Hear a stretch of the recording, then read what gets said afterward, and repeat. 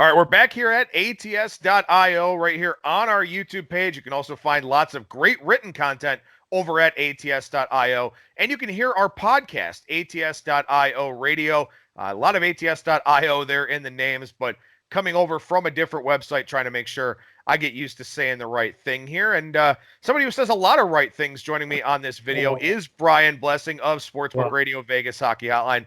How's it going today, Brian? That was a professional broadcasting segue. I don't know if it was factual, but it was a nice touch. It was factual. We'll discuss payment after we finish the video here. But something that we wanted to take a second to do here in advance of the start of the 2020 NFL season is take a look at some of the bye teams that we have in mind here early on in the year, whether that's from a futures standpoint or from a week-to-week ATS standpoint. Look at a couple in the AFC, a couple in the NFC here from us. And Brian, I guess I'll go ahead and start with you with, what are some of the teams that you like in the AFC here early on in the year? I really like Indianapolis a lot. I think Frank Reich's a terrific coach. They showed great fight and gumption last year when Luck walks away. Then Brissett got injured, and it was like they were looking at each other, introducing themselves to one another, and they were still in the hunt for quite a while. I think he's a phenomenal coach, and I am not a big Philip Rivers guy, but I'm inclined to think Reich combined with Rivers, and Rivers not trying or needing to do everything on his own with a good defense makes them a real serious threat. So with all these quarterbacks switching teams, let's see what that transition period's like. I really like this team. I think the number is too salty in week one, laying 8 on the road at Jacksonville. But big picture, I like Indy very much. And I will get accused of being biased or a homer or whatever. I can't win for losing whenever I talk about the Bills. And anybody that's watched our stuff knows I'm from Buffalo and follow this team religiously. And my thing would be, the pandemic doesn't shock me because the Bills got good and there's a pandemic. But what's the excuse for the Sabres? The pandemic. But the funny thing is, this football team, I'm part of me, I have let it go after Super Bowl 25. Nothing hurts. I really think they had something for KC last year. I really do. And they blew the 16-0 lead against Houston. I think they'd have given KC a much bigger tussle last year than Houston did. It's Buffalo's defense, Adam, that is just spectacular. They got, I think, the best safety combination in the NFL. They got a guy that could be the defensive MVP in Trey White. I am. If you've never watched the Bills on defense, watch Tremaine Edmonds, their middle linebacker. They traded up to draft this kid 3 years ago when he was 19 years old. And Mike Mayock was doing the draft that night. He said, watch this kid in 5 years. He said, it's unfair to call anybody LT, but he's saying this kid is going to be such a dominant force that he'd be ready to be the starting middle linebacker at 19. He's been great. He's going to have a breakout year. And they got a better offensive line. John Brown got 1,000 yards last year. Beasley with the underneath routes, they moved the chains. And all of a sudden, now you bring Stephon Diggs in here.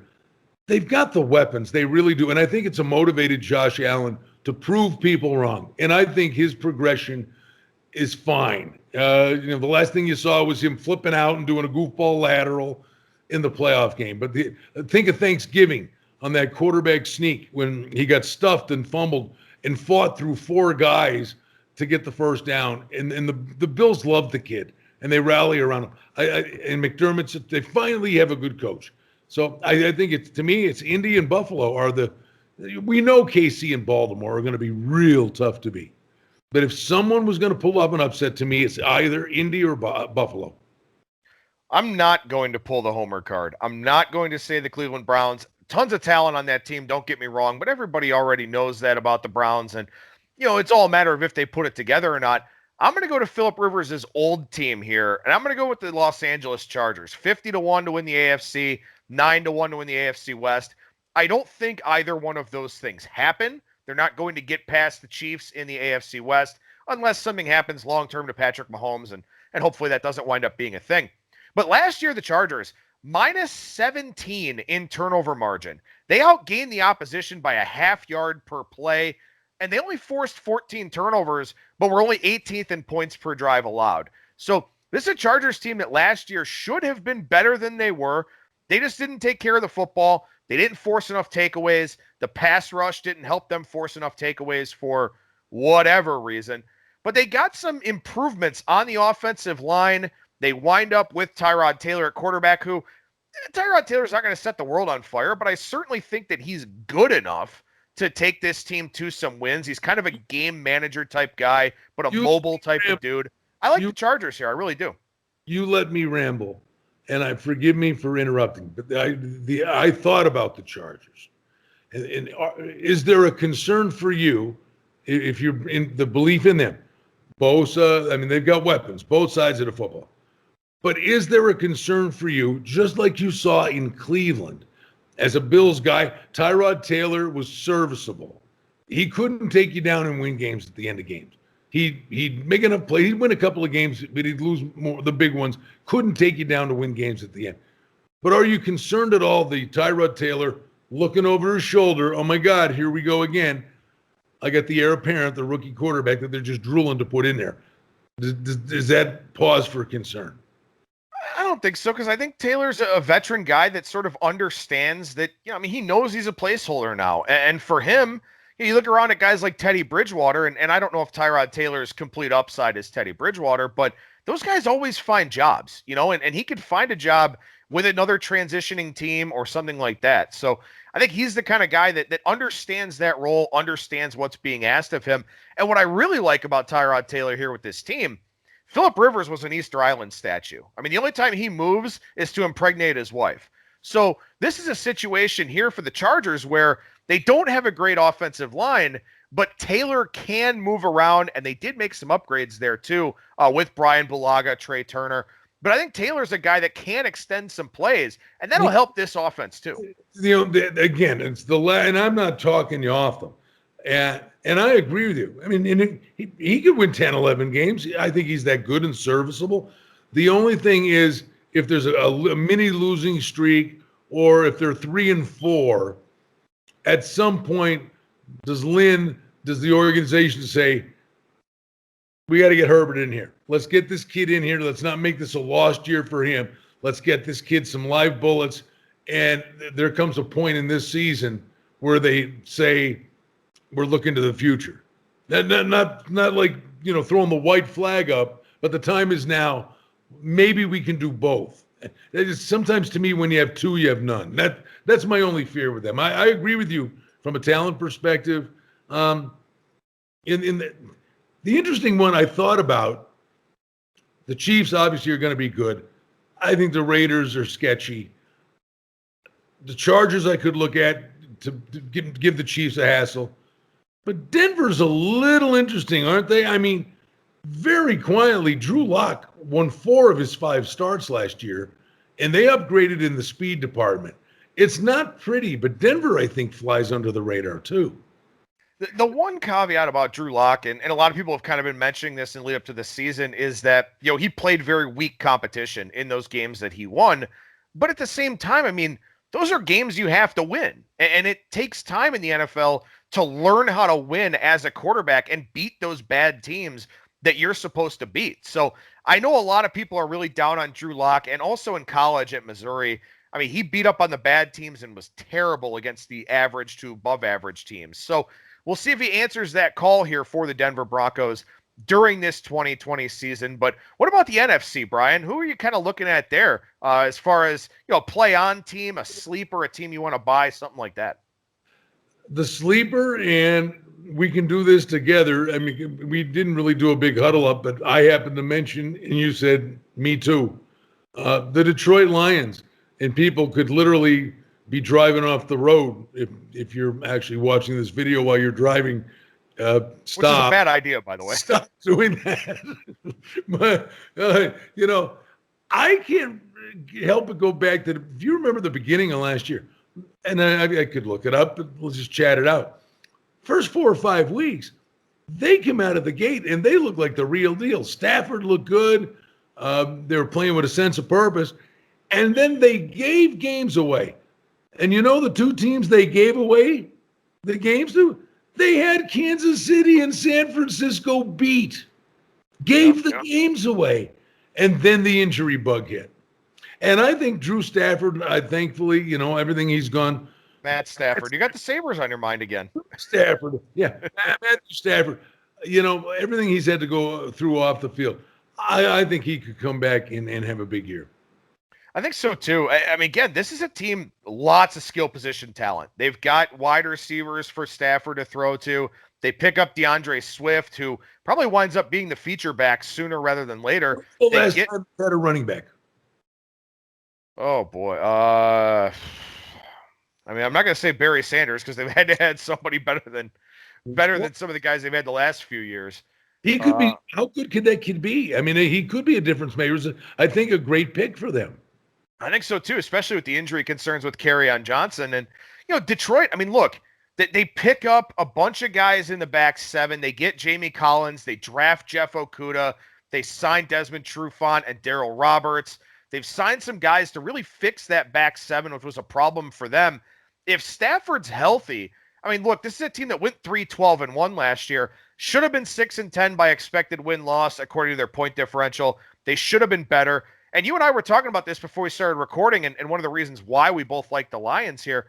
The Packers were a fraudulent 13-3 last year, and the Vikings look like they're going to take a step back, and Mitch Trubisky is still the quarterback for the Bears. So the stage is set for the Lions to be a player here in this division, get 8-1 their division price. They're not going to win anything in the playoffs, I don't think, but you know they could make a run at this division, and 8-1 is not a bad number. Well, you said the 13-3 was ridiculous. But, I mean, it's safe to say, I mean, 10 wins, I think, could win that division. Yes. Yeah, I agree. And they are a team. Again, it's all about Stafford's health. I mean, if Stafford's healthy, we know he can put up numbers, and he's got great skill position talent around him. So if he's healthy, and this may be something that we need to see early on in the year, but all the reports say he's good to go, and I guess I got to trust those because what else are we going to trust here at this time of the year? And then one more in the NFC. Go ahead. It's almost like it never happened. You know, the Rams went to the Super Bowl 2 years ago. They never recovered from that game. Never. And you're a fantasy football guy, right? Used to be. I don't have time for that now. What are you talking about? Well, okay. Well, last year I had Todd Gurley. And I'm watching the Rams play calling. It's ridiculous. I mean, Goff's throwing 50 times a game. If Gurley's hurt, put somebody in who's not hurt, but don't abandon the run. And, you know, their play calling, I just think McVay got squirrely and got too finessey or fancy. But Aaron Donald is a monster. They've got Jalen Ramsey. They still have the wide receiving core is really good. I think if they have a more simplistic and not idiotic game plan, this is a team that was in the Super Bowl 2 years ago. Okay, great. The Niners had a great year last year. That's 1 year. Is there any guarantee they're coming back and doing it again? How many times have we seen teams be terrific 1 year and it was a one-off? I think the Niners are going to be really good again. But I think the Rams certainly are capable of a bounce-back year. Who's talking about them? They're flying under the radar. We're nuts for making the Lions our go-to team. I think the Rams are dangerous. No, we're nuts for being Buffalo and Cleveland fans, just in general. That's what makes us crazy. Rooting for similar people that have suffered a similar plight. We want them to get their head above water, take the bowling balls off their ankles. The only thing about the Rams is that division is it's so solid. And you wonder what Kyler Murray is going to do here in his second year. You wonder about, Jimmy Garoppolo, if there's some growth and some development there. You still have Russ up in Seattle. That's why people aren't talking about the Rams, because everyone has sold all of their Jared Goff stock at this point in time. And again, I mean, this is a team that was over 500 last year, was on the plus side in point differential, just didn't have any fanfare, just didn't have a whole lot of things that, people really liked about that team. I don't know if I like the Rams so much as I like the Lions pick that both of us had, but definitely will be interesting to see how things go here early on in the year, especially for those teams that, are locked into really good divisions like the Rams, where if you're the team that gets off to the 3-0 start while everyone's kind of finding their way, that could, make for some interesting things out there in the futures market. I can't wait to watch this week one just to see how this unfolds. But I think we should both be cautious, and the viewers should be as well, that, we're saying we like the Lions and the Rams. If they come out and get rolled in week one, I wouldn't be, jumping off a bandwagon. Or if a team looks great, I wouldn't be throwing a parade for them either. I think there's, as we alluded to in another video, there are going to be teams here that are still putting the pieces of a puzzle together. So it's like the betting 101 mantra and caveat we put on stuff. Everything, don't overreact to what you last witnessed. I would be shooting that up in fireworks and lighting that up in the sky. Don't overreact to what you see happens this weekend. It's going to take 3 weeks, I really believe, until they say, okay, now I believe, or now I know they're no good. I think it's a cautionary tale this weekend. I really do. Well, we may not have agreed on the Rams, but I definitely agree on that point there to wrap up this video with Brian Blessing, again, of Sportsbook Radio and Vegas Hockey Hotline. He's Brian Blessing, at Brian Blessing on Twitter. I'm Adam Burke, at Skating Tripods on Twitter for ATS.io.